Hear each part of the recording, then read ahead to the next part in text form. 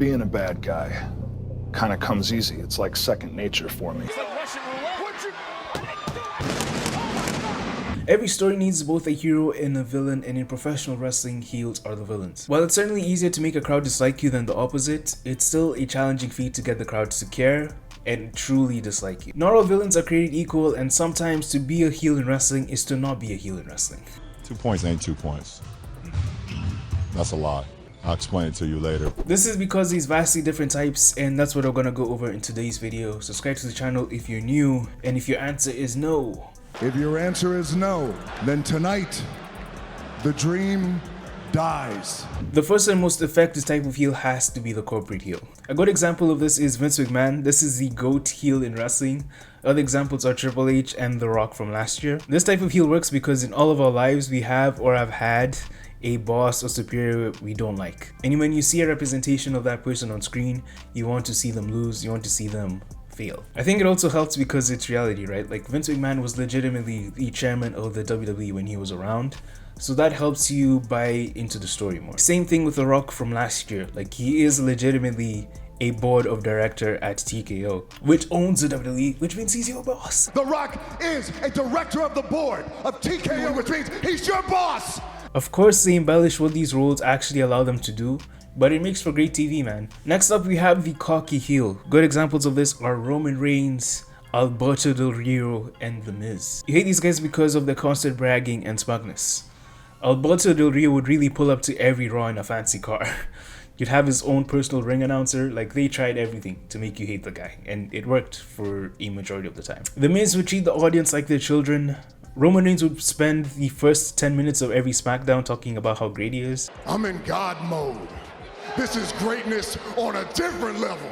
And the weird thing is, all three of these are kind of edging the line between being entertaining and being annoying. Like, they're just down the middle. Sometimes they move over to the more entertaining side, and that's when you see them getting cheered, like Roman Reigns, for example, in 2022. Like, yeah, he's a bad guy, but he's so cool at the same time, so like you're compelled to cheer for him. So like it's a delicate balance. I think Alberto Del Rio also experienced the same thing. Like eventually, yeah, it was annoying at first, but now you're like, this is kind of tough, bro.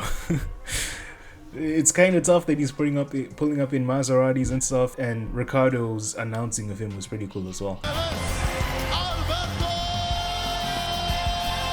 Next up, we have the psychotic, comically evil heel. The one that immediately comes to mind is 2008 Randy Orton. I think there's no debate. That is the most diabolical wrestler in the history of the WWE. Some of his crimes include, but are not limited to, assaulting the elderly, aggravated assault, sexual assault, attempted murder,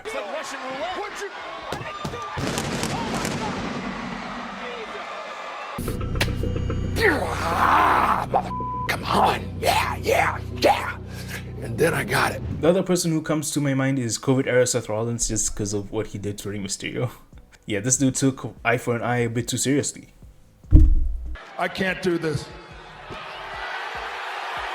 The funny heels. These guys serve as both antagonists to the babyface and also comic relief. The ones that come to mind are 2016 Chris Jericho. This was lucky the best run of Chris Jericho's career, bro. Like, he came up with these really goofy things that eventually caught on. Like, the list as a concept just sounds really stupid, but he made it work. So stupid soccer mom's hair! You just made the list! What was the one that surprised you the most? That you're like, I can't believe that's a thing now. You just made the list. Is one that to this day people still talk about. But it's not just putting someone on the list. It's the way you'd say it. Well, of course, it's the pomp and circumstance behind it. It's like, you know, Chris Rock material on the printed page, not that funny. Chris Rock's delivery is hilarious. 2011 R-Truth is someone that also comes to my mind. Like, this dude was blowing cigarettes over prone bodies. Like, what? why was he doing that? Also, you can't forget little Jimmy. I got by little Jimmy. That ain't fun. Shut up.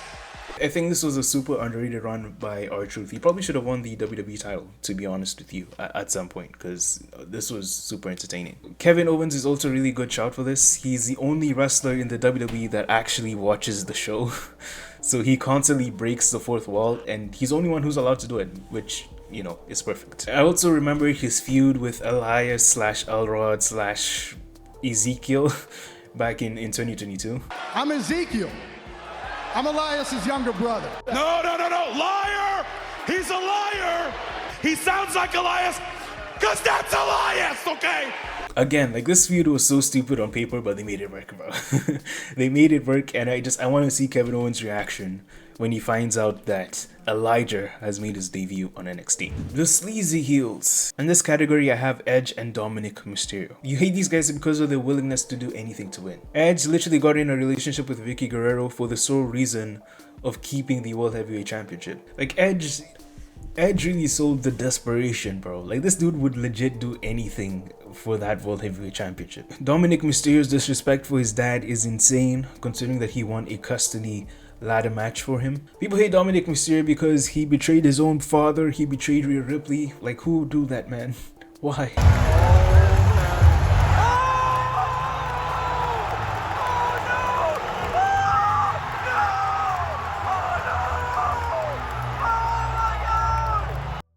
Lately, they've been like pulling back on the heel aspects of Dom. He's slowly becoming a face, slowly but surely. When the Judgment Day breaks up, he'll for sure be a face by the end of it. Okay, before we get to the last type of heel which I have on this video, I want to quickly talk about the different tropes, because each heel has these common tropes that all of them do.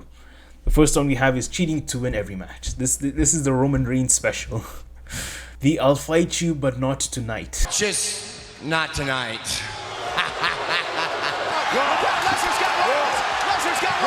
Attacks from behind.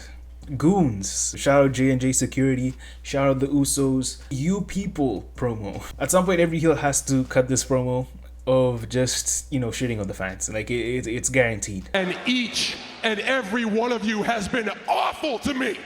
But yeah, last but not least, we have the dominant heels. These guys, unlike the other types, don't really cheat to win. They pretty much win every single match clean, and that's part of the reason why people dislike them. Good examples of this are Brock Lesnar, Gunther, and Charlotte Flair. Obviously, there's other reasons why people don't like them, but a huge portion of why people don't like them is because they win a lot. Like Gunther, he's held a world championship for like 90% of his run on the main roster. Same thing for Brock Lesnar. For majority of his run, he's been the champion.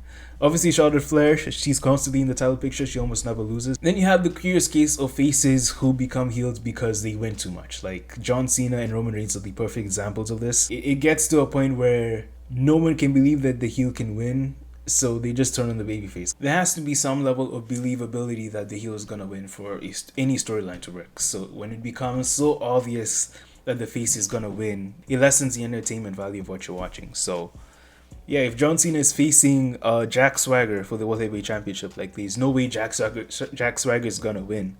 So that just ruins your enjoyment, and that makes you want to like boo John Cena, because it's like, bro, you keep on winning. Like, I'm not gonna be invested in the storyline because of that.